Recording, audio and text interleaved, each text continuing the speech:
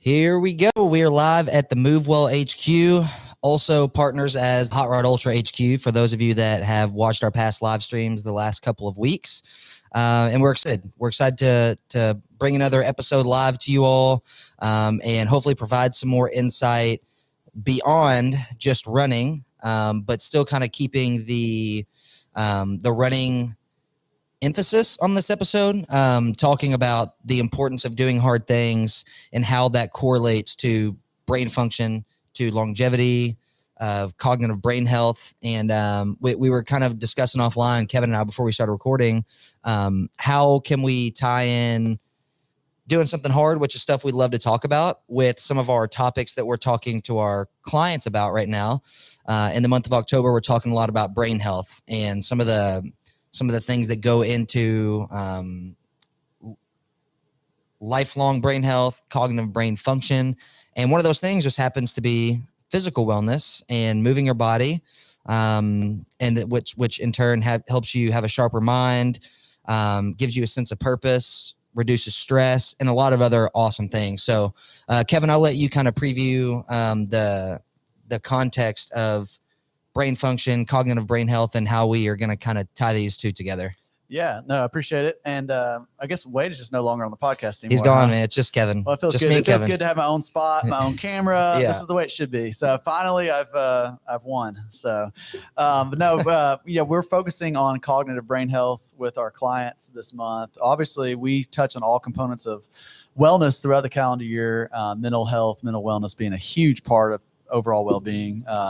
It's funny, we get to see a lot of claims data and stuff that filters in throughout the year, and mental health is definitely at the top of the list. I think many people, as you look at claims data and stuff that's out there right now from the medical field, there's a lot of people struggling with mental health. There's a lot of people struggling with purpose. We spend a lot of time talking about purpose and just helping our clients understand purpose, which is spiritual wellness, actually, just living a purpose-driven life.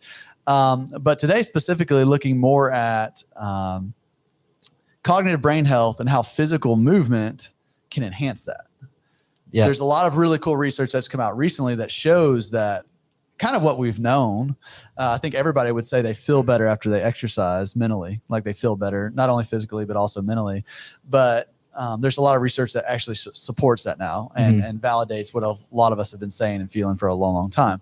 So we're going to look at a little bit more specifically today as far as how does moving my body and specifically pushing my body to do something hard, something physical. And so since we're just over a week out from the ultra marathon that we put on as a fundraiser, we saw 200 people really pushing themselves, doing things physically hard. So really tying in what we saw there. And I would love if any of those participants are watching today to leave a comment, for them to leave a comment. And I would love to know what their week after has been like. Yeah. And does that unlock new things for them? I know for me, when I've done hard physical things or challenged myself physically, it's like something is literally unlocked. And we'll talk a little bit more about what that is and what that means today. But yeah, looking at physical movement, specifically doing hard things physically, and how that can correlate to better brain health, cognitive development. Yeah. And like you kind of said, Kevin, whenever we do these hard things, we feel better, so we can feel it. And then what you also kind of alluded to was, we can feel it. There's also research and there's articles and there's data that we can look at and research we can look at that proves why we feel better when we exercise, why we feel sharper, why we can breathe better, why we have less stress, all those things. So, if you are watching the live stream, I put these the two links to the blogs we'll kind of reference today in the chat, written by our amazing product manager, Stephanie Anklin, who's also one of the registered dietitians on our team. But one of the articles is titled Nourishing the Brain and How Nutrition and Exercise Support Cognitive Health. And the other one that we'll talk about is Lifelong Learning Enhances Brain Health. And these two kind of go together. I think we'll primarily focus on the Nourishing the Brain, How Nutrition and Exercise Support Cognitive Health. I think first off, let's talk through the feel. What do we feel when we do something hard?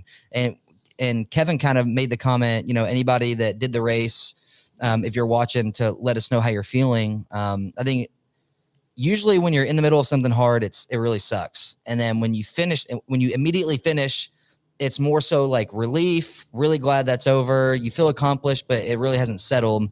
And then usually it's like 4 or 5 days later, a week later, 2 weeks later, you're like, I'm really feeling the positive effects of that on my mental. And then you're hungry for more. And so I want to kind of talk through that first. Like, what is doing? This is a little more extreme than just like exercise, but like doing something that's really hard that makes you uncomfortable. How does that make you feel? Like, what are the things that you feel after doing those things? What's the process look like? Because I kind of gave like a little 1, 2, 3, you know, it sucks. And then when you finish, there's that little bit of relief. Sometimes like it's common for people to be like, I'm never doing this again. And then 4 or 5 days later, they're signed up for that next event again, or they're craving to do that again. So what's that process look like, Kevin? What, like from your experience, how does that go? Yeah, it's that's a good question. So I'm sitting here just trying to think about it. You know, and obviously we're focusing a lot on physical stuff today, but doing something hard doesn't necessarily have to be physical. It could be, I mean, there's stuff we go through with the business, you know, where we're really trying to prove certain things. We're pushing to get products done or something like that. And we have this hard push and it's very difficult. I will tell you, for me, in the moment, it is hard. Anything, right? Whether it's business, whether it's physical, whether it's raising children, whether it's being a foster parent, which my wife and I have experienced. But typically when I conclude whatever that thing is, I kind of, in a weird way, miss it. It's the weirdest thing. I want it to be over. You know, that I'm struggling through a certain thing. And then if it's something that I have voluntarily put myself in, I guess, in a weird way, I kind of miss it.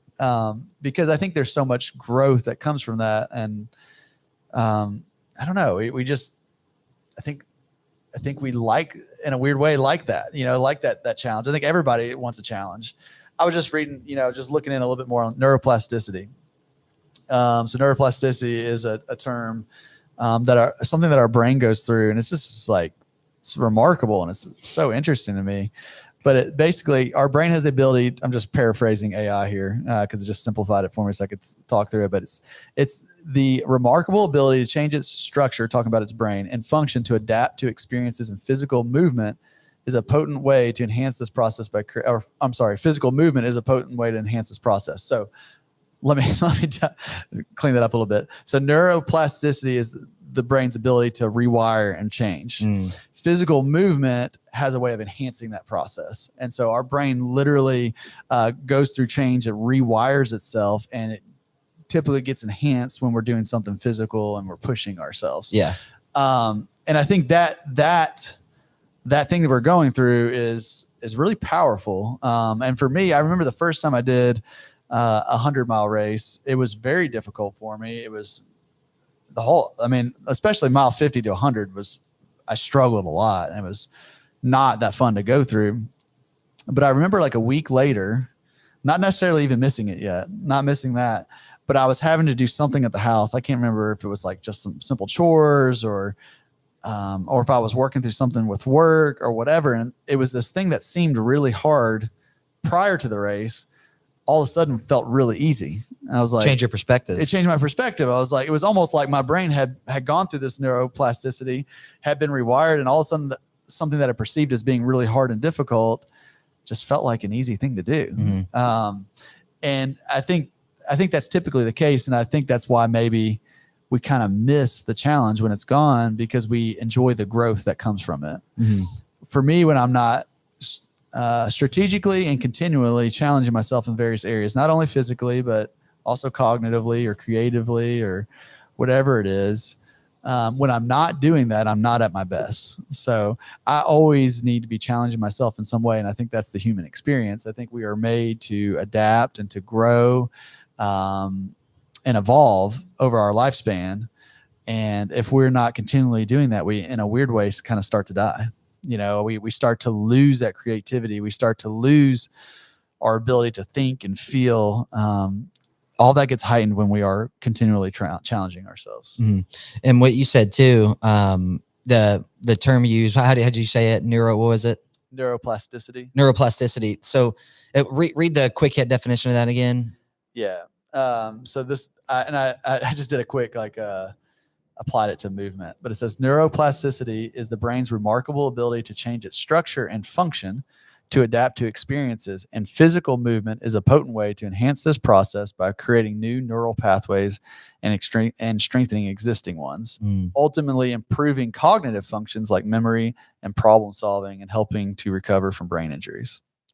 That is crazy because I mean, when you do, and again, it doesn't have to be, it's not always like running or an athletic event or a physical event, but so many times, like you just gave the example of after a race, you know, like a week later, things that felt like should be hard, they would have been hard before, or lack of motivation or discipline to do it is not that hard after. And I always joke with Kevin, like everybody, I'm like, a couple weeks after any ultra that I do, nothing's hard. You know, everything is like hard isn't really relative anymore. Like things that should be hard are not hard anymore, you know, and it's just part of like what you just said, the neuroplasticity, I think, of like your brain shifting to this mindset of like, this really sucks, so let me push through it. And then when you go back home to your everyday tasks, whether it's work or family or house chores, whatever it is, like those things are not hard anymore.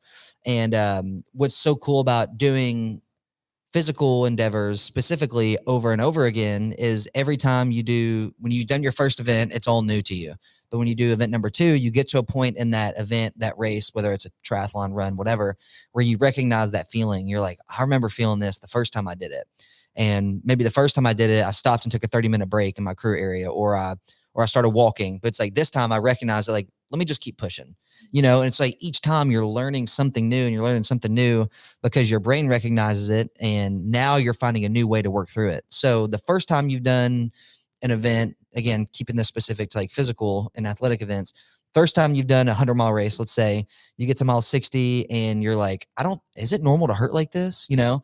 And then the second time you've done it, you get to mile 60 and you're like, I remember this feeling. Let me just keep pushing a little bit. And then the third time you've done it, you're going to learn something else new, whether it's fueling strategy, whether it's running instead of walking. You know, a big thing for me that I learned was like, in my first like ultra marathon event was nutrition. The second one was, after the second one, I realized it really, like, pain wise, it feels about the same to run versus walk. So let me just run a little bit more, you know? So I think it's like the constant learning of something when you do something challenging. I always say, you know, training physically, obviously we have the physiological effects and improvements from physical training, but I think so much of it is the mental training that coincides with that. Because I've seen many really high level athletes just crumble. I mean, our race is a good example of that. It is a very mentally taxing environment, and you'll see people that maybe are physically prepared and ready and they don't do great. And you see other ones that they didn't train as much as somebody else and they're not maybe in the type of shape and they do much better. But I think mentally they've prepared maybe better. It's just really interesting, but it all comes back to, having a plan and being consistent, sticking to it, all that kind of stuff. And that's kind of another topic to get into. But the people that have maybe they've just been mentally rehearsing that over and over and over again, it shows up physically. I don't know where I heard this, but I think it's a true story, about a POW, a person that was a POW from Vietnam. And he was I don't know if a professional golfer, but very good golfer, but he was in a prison camp for years, you know, 2-3 years in Vietnam. And he, in his prison cell, again, this individual knew that I have to have something to work towards or I'm going to die. And if you read experiences from other Holocaust survivors, I mean, I think a great one is Viktor Frankl, great philosopher. But he talks about the people that died in concentration camps weren't challenging themselves. They didn't have something to look towards and hope in something. This individual I'm speaking of was a really good golfer, but obviously didn't have access to golf clubs.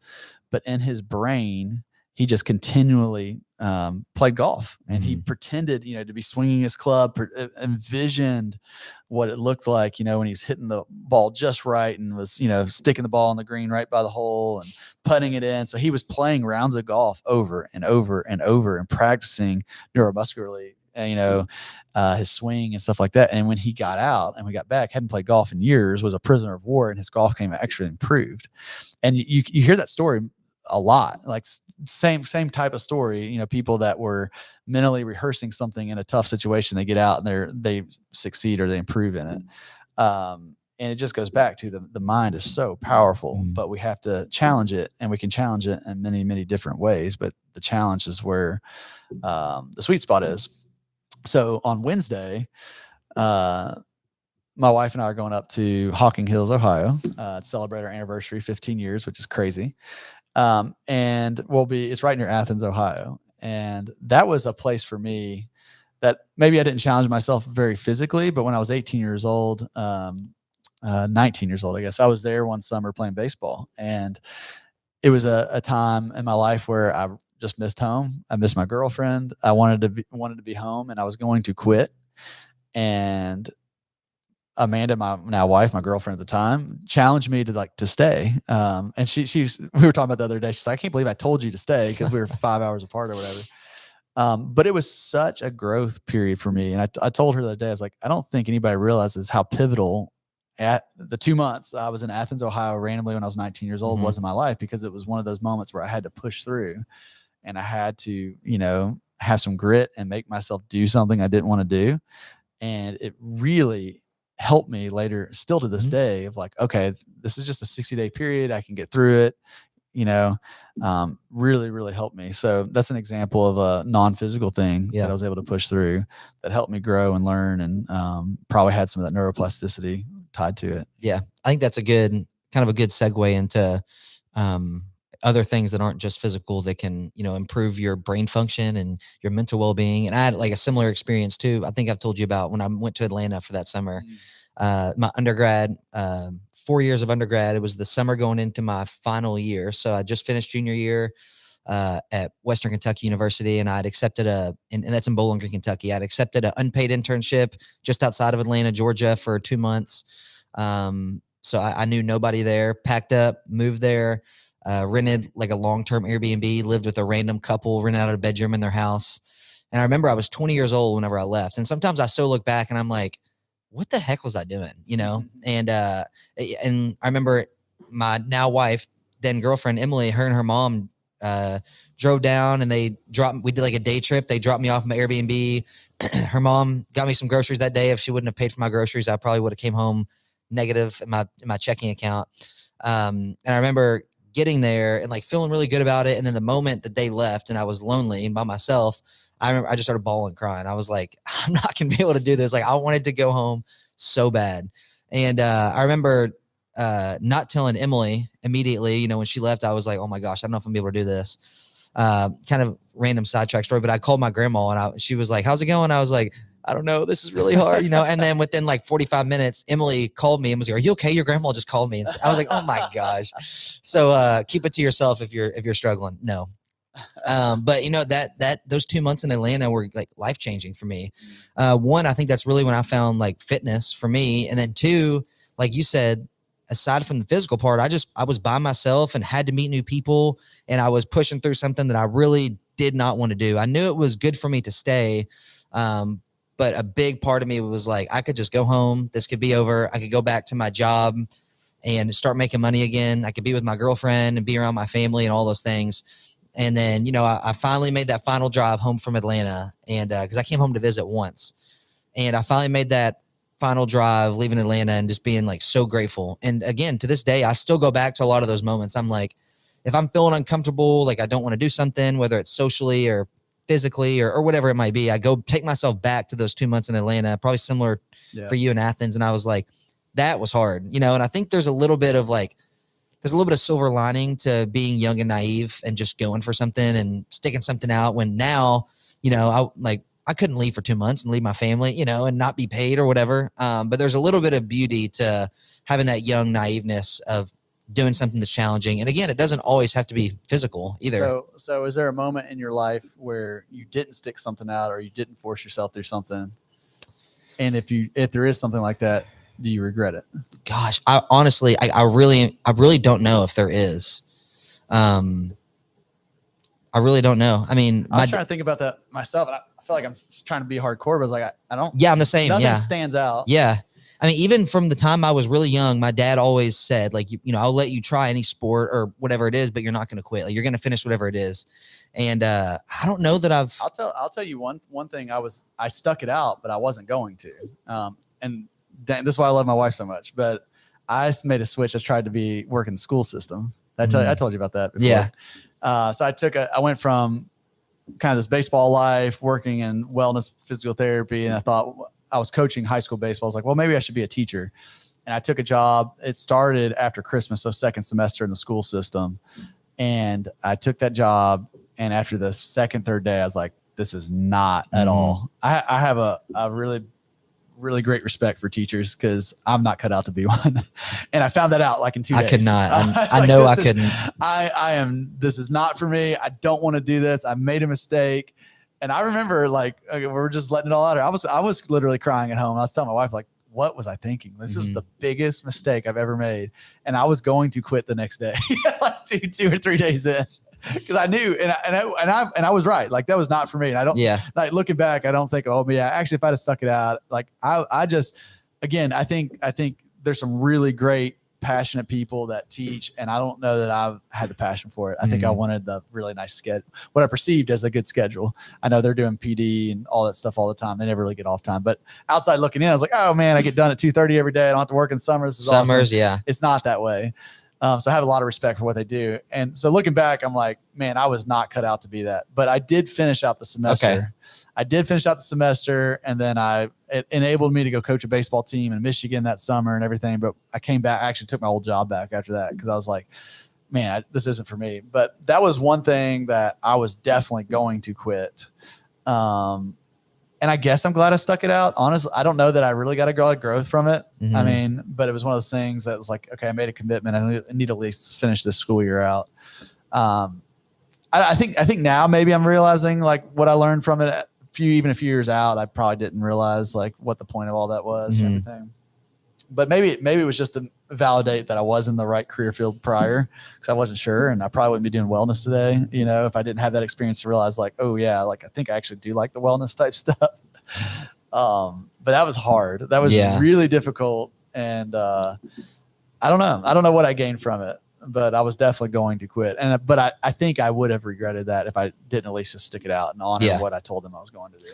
Well, and I think that it's one of those things you're like, I don't know what I gained from it, but I think it's probably translated to other things because, again, I don't, and I know the day comes for everybody where you have an experience where you quit something, whether it's a job that you just started, like you said, whether it's a race or whether it's some type of event, or like if you're still in high school, middle school, and there was a sport you did and you quit halfway through the season, like that affects everybody. But I think the beauty of not quitting something, and obviously physical things are much easier to quit because, if you're hurting versus like a job or something, right?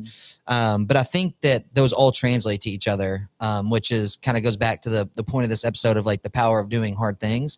Because if you really haven't felt the effect of quitting something, your brain doesn't really know. Then it's almost like, well, there's not really an option to quit, and I know for me, an example where I almost did, and I would have been so mad at myself to this day, was the last man standing race I did. We're going back to like physical stuff, but it was like mile 70, and it was me and one other guy left.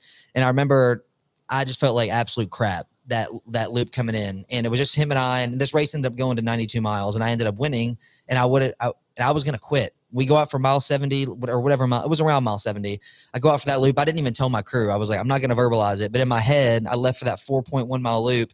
And I was like, I'm quitting after this lap if he lines back up. Like, I'm going to quit for sure.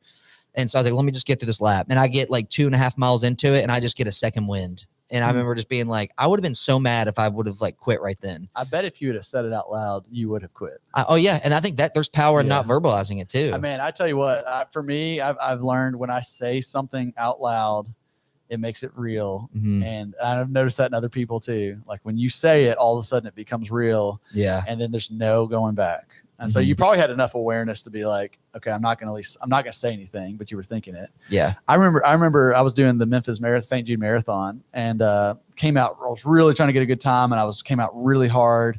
And after mile 13, I realized I couldn't sustain it. I wasn't going to hit my goal. And at that point, I'm like, well, what's the point of this anyways, if I'm not going to hit my goal?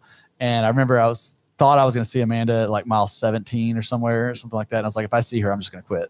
And dang it, she wasn't there. And so I wasn't able to quit, but I would have been so mad at myself because I was there. I hadn't, and I probably, if I'd have seen her and I would have said, I think I'm going to quit, I would have been done. But luckily I had no one to tell it to. It was just all in my head, Yeah. yeah, I would have regretted that so much. But yeah, but think about, you didn't say that, you didn't verbalize it, so therefore nobody knew, and so I don't know. There's just something. There's so much power in it. So much power in spoken words. Yeah, I think going through obviously, so a lot of those are like these are the things that we feel. Like we feel the effects of like pushing through something hard, whether it's physical or being somewhere that's uncomfortable and makes you uncomfortable. But going through like the actual, like the real life things that exercise does for your brain. And then we'll go through other things too. Like I think nutrition's a big part of that as well, with brain function. I do want to touch on that a little bit. But physical activity actually strengthens your brain. And here in the article that Stephanie wrote, regular exercise improves blood flow, delivering oxygen and more nutrients that keep brain tissue healthy. Aerobic activity like walking, swimming, dancing, running, etc., in particular, stimulate the growth of new neural connections, enhancing memory and learning. Exercise also supports brain health by reducing stress hormones and promoting better sleep, which obviously both are huge for clarity and sharpness. Yeah, I know for me too, like creativity. Oh my gosh. Working through problems, like most of it gets solved while I'm running. Yeah. Any new, and some of my ideas are not good while I'm running. I'll come back and I think I have like the best ideas in the world, and I start putting them down. I'm like, Kevin starts texting me while he's running. It's dangerous. Maybe it's not that great of an idea, but it's amazing what, like, you just start seeing things differently. It's really fascinating to me, and I love just seeing what happens. Yeah. I mean, and then you look at some of the neuro processes like left side and right side of brain, and right side of our brain is really where we ask ourselves the big questions, and that you can't just answer by doing mundane like task over and over again. You have to be in a creative space to really, or not creative, but a non-distracted space, I guess I should say, to tap into that right side of your brain. Like you literally have to be. Mm-hmm. And so like the way we spend our time on the cell phone and stuff like that, we're just constantly left-brained in our left side of our brain. And we can't answer these big questions. We can't be creative. And so walking, running, doing things that are repetitive unlock that for us. And that's why I have big ideas, or I solve complex problems while I'm running, or why, people go on walks and figure out these things. That's why I love having walking meetings for work and stuff like that. I mean, it does, the research shows it unlocks something for us cognitively. Yeah. It's so powerful. Mm-hmm. Yeah. And again, it's another one of those things that you can feel it, but it's a data-driven thing. Let me ask you this, Logan. Okay. What do you think your life would be like if you didn't, one, run, or two, like physically challenge yourself on a regular basis? Oh my gosh. Where do you think you'd be right now? I really don't know. I mean, I think it's hard because I've never given myself that option, I guess. So it's hard to realize what it could have been, but I think I just would have been a lot more complacent when it comes. I think it would have directly translated to work for me. I worked in college athletics for 3 years, and I would have probably died in that chair. And there's nothing wrong with working in college athletics, but it's such a mindless job in terms of you just know you have to work a lot, and that's all it's going to be. And like, I'm just going to work all the time. I'm not going to have time to do anything else. I'm not going to have time to exercise. I'm just going to work, eat the food sponsors they give us, like Pizza Hut and pasta every single game day. And then I'm just going to go home, go to sleep, wake up, do it again. And I think finding running in 2019, really in 2020, and then I left that job in 2021, I think I would have had a lot more complacency, because part of me was looking to slow down a little bit in the workplace, I think, to find more room for what does Logan want.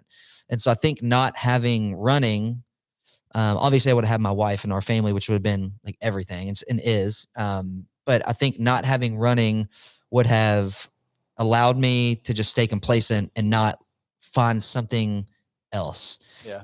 Because, again, I found running in 2020. And then soon after that, I realized I love stepping away on my lunch breaks. Over the summers, I would spend 2 hours in the afternoon going on a run or working out. And I was like, last summer, I was going home and sitting on the couch, or I was just staying in the office and finding something to do to get ready for the fall sports. And I'm like, now I have something. Yeah. So I think I would have never made the jump to get out of college athletics, which in turn I would have never worked at Spalding. And then we kind of met because of running. So I don't know that I would have ever worked here. Honestly, yeah. Yeah. So that's really wild. Yeah. So I think there would have been a lot of complacency in my life. There's a book that changed my life. And some of the stuff that's in the book, I don't know if it's all accurate or whatever. So, I don't advocate for everything in the book.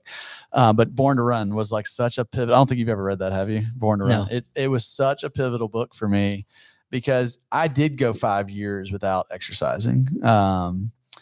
And that I went 5 years without exercising. I went 5 years without really practicing what I preach, without taking my faith seriously, struggling with sin that I didn't want to deal with, really not being the person that I was acting like I was on the outside.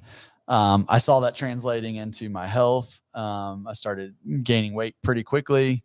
I was never obese or anything like that, but I'm 165-ish pounds now. I was about 200 pounds in, so pretty significantly different.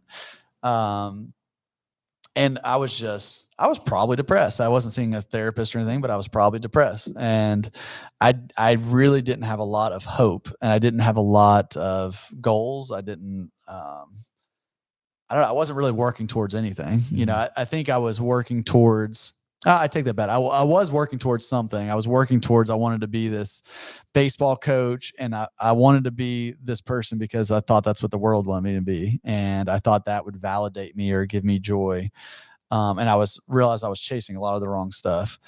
When I read Born to Run, I was at a pivotal spot in my life where I realized I needed to make some changes with my health, because I could see myself, like you were saying, like you could see yourself on a trajectory of, ooh, if I do this till I'm 40, I'm going to be in a bad place. I was probably 20. I mean, this was probably between 23 to 28, probably this time.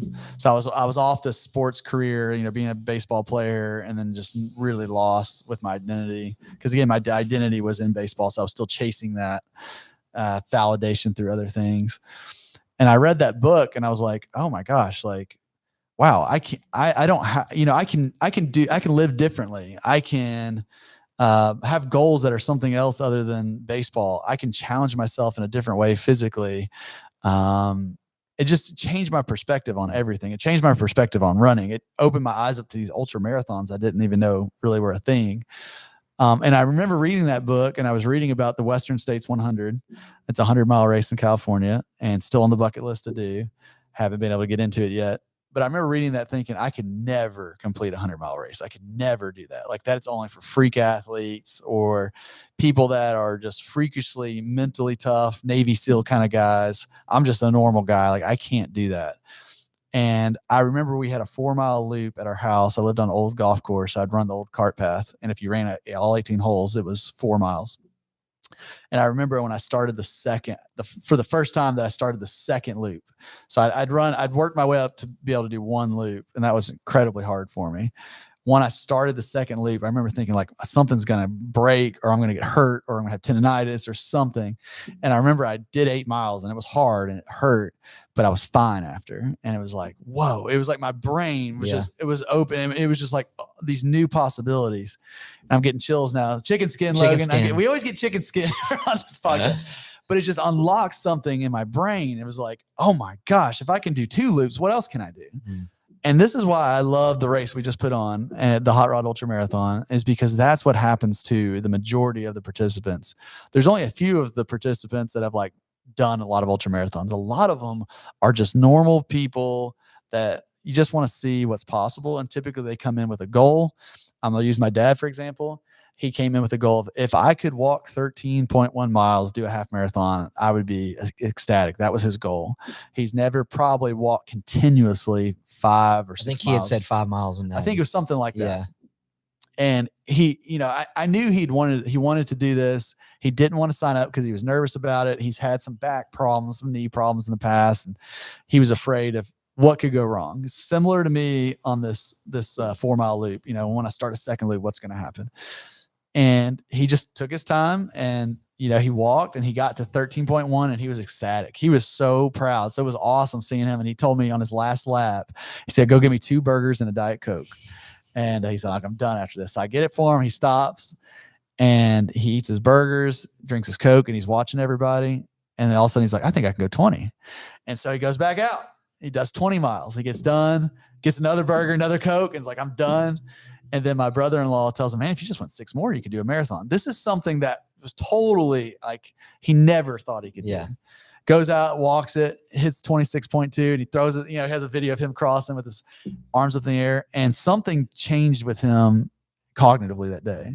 Something that he perceived as a barrier all of a sudden wasn't a barrier anymore. Actually, 13 was a barrier, 20 was a barrier, 26 was a barrier. Now he's unlocked something, and now think about the growth he's had neurologically, and how much just rewiring his brain went through of like, man, I thought this was hard. All of a sudden, like, what else can I do? Right. And that's the experience for a lot of the runners at that race. And it's just such a beautiful thing to be able to foster that for other people, for them to experience what you and I have experienced. It's this, and once you do that, it's just like, man, I want to do more. Like, I want to do more. And then you want to embrace the challenge and the struggle that all that takes, because what's on the other side of that struggle is something beautiful and glorious that, you've not yet experienced. And that chase and that hope is why we just keep coming back and doing it, and why we have to do it. Because I had a 5-year period where I didn't have that. And man, I was struggling, and I was half of the person I should have been. And I call that my dark ages, because I'm like, gosh, and I know all of it was for a purpose, and it built me. I had to kind of sink down to come out of that and to get to where I'm at now, where I'm doing much better. So I know it was, I embrace all of that, but man, I think if I would have been challenging myself during that period, what else could I have done? It's like, I feel like I missed 5 years of my life, feeling sorry for myself, or just having no energy, or feeling terrible, or not being able to focus, or not being able to lead my wife well. And, so I like what's on the other side of that now, but it all started because I read a book and I started challenging myself physically. Yeah. And it's amazing what it did neurologically for me. Yeah. Well, I think, and that's what's so scary. And I think maybe makes people hesitant of doing something that's uncomfortable, because they hear everybody talk about it, but you have to do something hard to experience that. And it's like, well, can I not just experience what that feels like? Like, why can't I just wake up and be like, I'm going to do this? But you have to go through it in order to know the difference between the two. And I use that example all the time with me, coming to faith and becoming a Christian. Is I'm like, I hate that it took me 27 years to accept Christ as my savior, but also I know what both sides are now, with like, a fully developed brain. I was 27 and I went all those years with, just saying like, oh yeah, thank you God. But like, I didn't know what that meant. I didn't take that serious. And now I know on the other side of it, of like experiencing like the conviction of like, oh my gosh, like Christ is real. And it's the same thing with doing something hard. It's like, people can say like, well, it's already been this long, or I'm 40 years old, I'm 50 years old. It's like, well, wait until you do something really hard. Because then on the other side of it, you're like, well, what else can I do? Yeah. And sometimes you do look back and you're like, gosh, I wasted 5 years, but it's like, I was on a path to do that forever. So at least you caught it when you did, That's true, man. I tell you, and I'm just sitting here thinking as we're talking, like, we have so many quick hacks or what we perceive as quick hacks that, we love that, like quick hack to this or this or this. Like, there's no hacks to anything, man. And to really experience true joy and happiness requires that refining process. I mean, it requires it. And if you're not willing to go through it, you're really never going to experience what's on the other side of that. Like, you've got to go through it. And it's not fun to do, man. It's not fun, but and there's that's a thing that I'm still trying to go through. I mean, there's like today, there's things that I'm struggling with that I don't want to give up, or I don't want to let go of. And this conversation is empowering me to do that now, because it's like, gosh, I think when you're in the moment, like you start justifying all your stupid decisions or my complacency or my laziness. I justify those, and I try to make excuses for them. Because I really don't want to go through what it takes. But it's just good having a conversation like this, because I'm like, gosh, like if I want all these things, like I've got to push myself through it, and it's worth it. Like, it is worth it on the other side. I can see that looking back in my life from my early 20s. Now I'm 38, but there's still things at 38 that I'm still doing the same thing with. Yeah. And I hopefully I can look back at 50 and be like, man, I'm glad I started going through that when I was 38.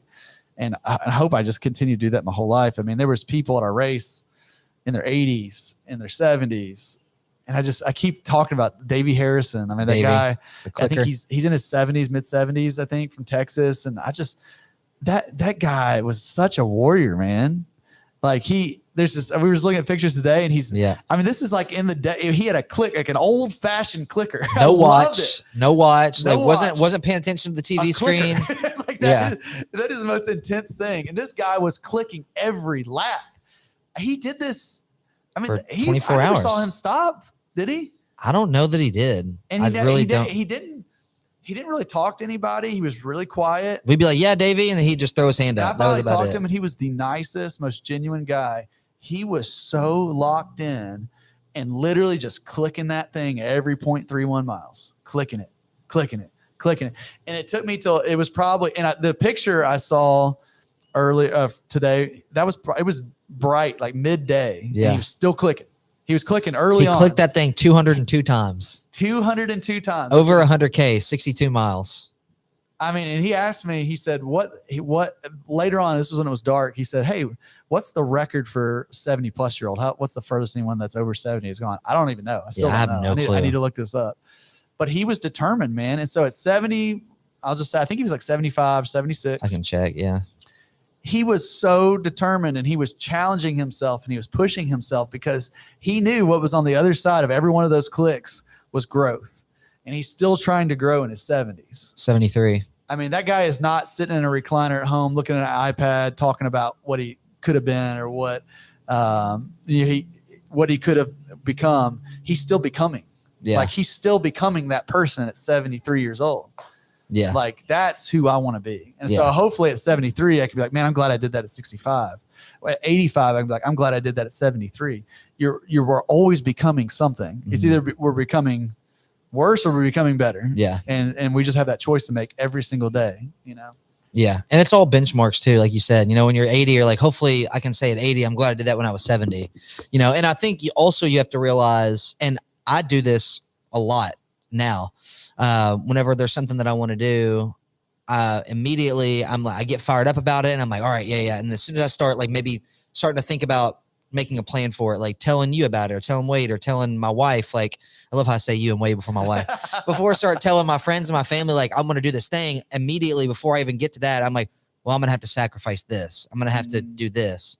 I'm going to have to wake up earlier to train for this, or I'm going to have to give up this, whatever it is, And so I think like recognizing that in order to do it, like it's normal to be like, it's normal for everybody to sacrifice. You're not the only one, Yeah. So like Kevin wants to train for a 100-mile race. He's like, well, I have a big family. It's like a lot of people have big families, like it's going to look way different for Kevin with 4 kids and Logan with 1 kid or whatever it is, whoever it is. But I think recognizing that you're not special, like if there's something that's hard that you want to do, you're not special. And I say that all the time in running. There was a runner who, still is an absolute beast. And he came out probably the most trained athlete there. And it was the first time ever doing an ultra, though. I'll just say Max. It was Max Geyer. And Max ended up doing like over 100K in like 11 hours. Like it was crazy. Like he was going to run 120 miles, which was his goal. Easily. And I'd left, again, it was my wife's birthday that day. So I told Kevin, I was like, I have to go meet my wife for dinner for her birthday. So I walked downtown. We had reservations, had dinner. And on my walk back, I saw this girl coming down the parking garage, which is right by the ballpark where the race is. She had a pair of shoes in her hands. And I was like, you about to log some miles with somebody? Because this was around almost 8 o'clock, and people 24-hour runners could get a pacer after 12 hours. So at 8 p.m. And she was like, yeah, I'm going to jump in. I was like, who are you going to pace? She said, Max. I was like, okay, how's he feeling? She's like, he's hurting really bad right now. And this is not like downplaying Max's pain, because he was pushed. Like he was running 7-minute paces for the first like 40 miles or something. He had a plan to crush the record. And he went for it. And I really want him to come back and do it. I do too. He could do it easily. He can. It's hard to do, but I respect that he was going for it. Yeah. Fully going for it. And sometimes your body just doesn't hold up. Yeah, and that's for sure what happened. He had never. I'd asked, the furthest he'd run was like 30 miles. So it's just uncharted territory for anybody, And it's like one, physically you don't know how your body's gonna hold up, and mentally it starts to weigh on you. And I think that's kind of what like was happening. Not just Max, everybody. She was like, yeah, he's hurting pretty bad. And I was like, tell him this like lightheartedly, but like tell him he's not special. Everybody's hurting, like don't let that scare you from like continuing to push or just continue to go.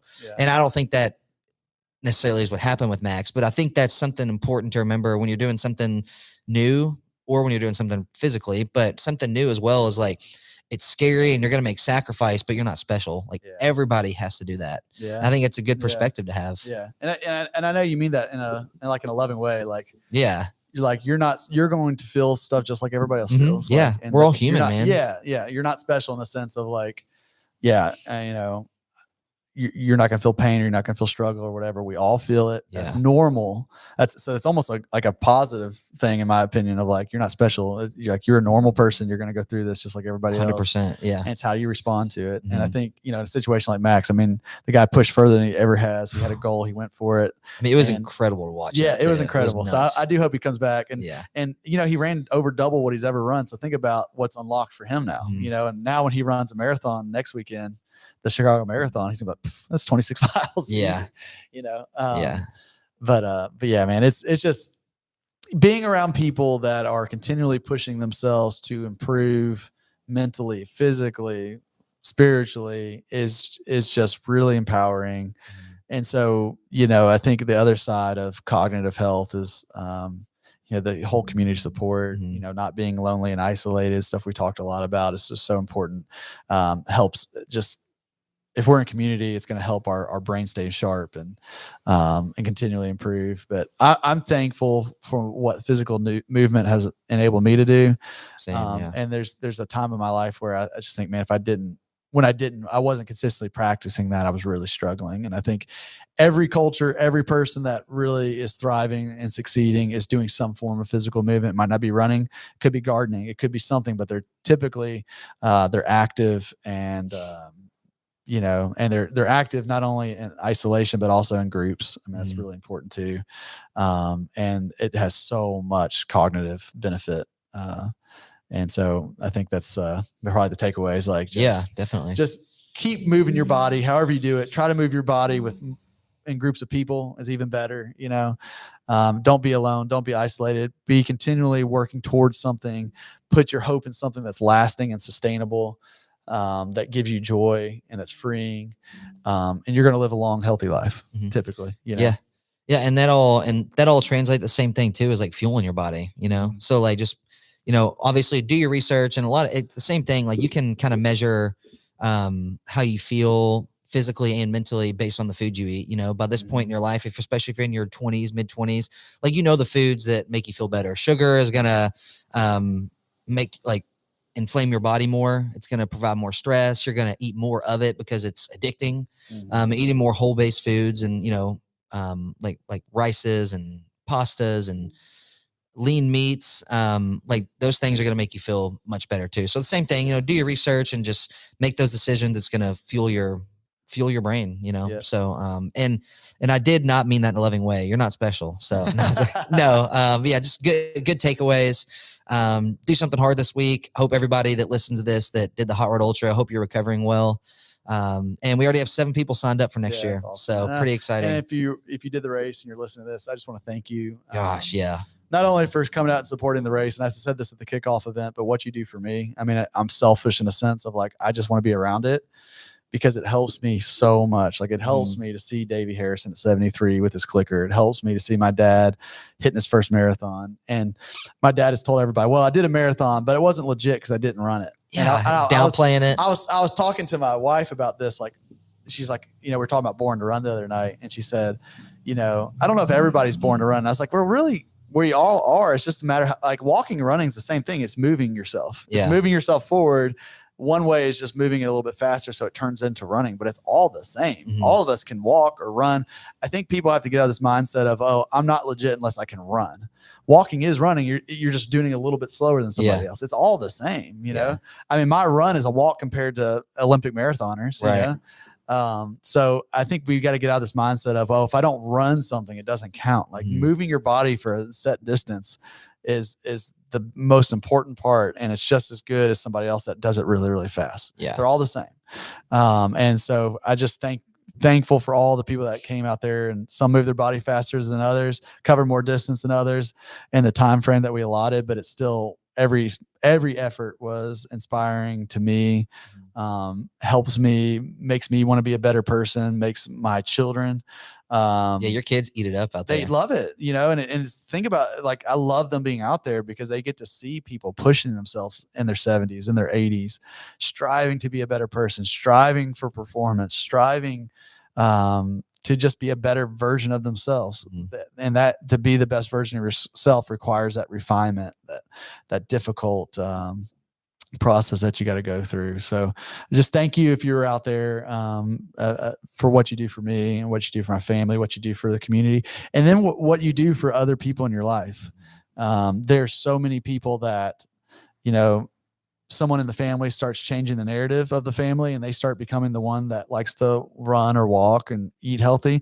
And then it impacts maybe their spouse, their kids, a cousin, a coworker. I mean, it's just this ripple effect. It's so powerful. So I think we focus so much on ourselves, but we don't realize, like, when we do something that's difficult, that's transformative, it empowers everybody around them because it makes it seem possible.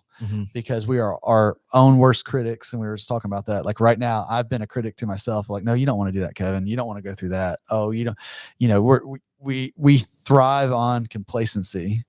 Complacency so easy. Is comfortable. We want homeostasis. We want everything to be the same all the time. We want our climate controlled cars to be the same. We want our seats to be set the same way. We want everything to be the same way. So I won't get rid of this old dang computer because it's the same and I don't have to change anything. And I think I hear Mark in the other room listening to this. That's why I won't switch to the Mac, Mark, because I like this old junky Windows computer because I know how it operates. Yeah. But if I switch to Mac, I could probably be performing better. A little more efficient. The change. But we crave and we want homeostasis, but homeostasis means staying the same, right? Like there's no growth in that. So if you're totally fine being exactly the way you are, then that's what you need to do. If you want to be a better person, if you want to make an impact, if you want to glorify God, if you want to inspire your family, you've got to run from homeostasis. You've got to go the opposite way because that is what was required of you to impact your world, your community, yourself. I mean, all those around you. You've got to continually get out of that comfort zone. And that's what, and that's not just like a hardcore thing that we're trying to be tough and say. That's just the way it is. I mean, it's in every facet of life. I mean, you look at any great person in history, they did things differently. They were willing to be uncomfortable. They were willing to pay the price for what it took for them to be great or do whatever they did. I mean, nobody that's ever impacted anything in history has just craved or lived in homeostasis, I guess I should say. Yeah. I mean, everyone wakes up in the morning and wants the same thing. Oh, I don't want to get up. I would rather sit here, lay here. But yeah, if you have a goal you want to achieve, you want to be different, you get out of bed when the alarm goes off. Make the sacrifices. So yeah, I think that was good. And I mean, again, you'll again, I put the links to the articles in this live stream. If you watch on YouTube, I also put it in the body of the audio version of the podcast on Apple and Spotify. So you can definitely check those out. Great reads. And they're just kind of like a good little check-in, I think, for people to look at from a nutrition standpoint, from an exercise standpoint, and just building habits and give you some good takeaways. So appreciate you all listening today. Thanks, Kevin, bringing it home, bringing the heat for us. If you are watching, we appreciate you. If you came to the Ultra, again, just reiterating what Kevin said, thank you all so much.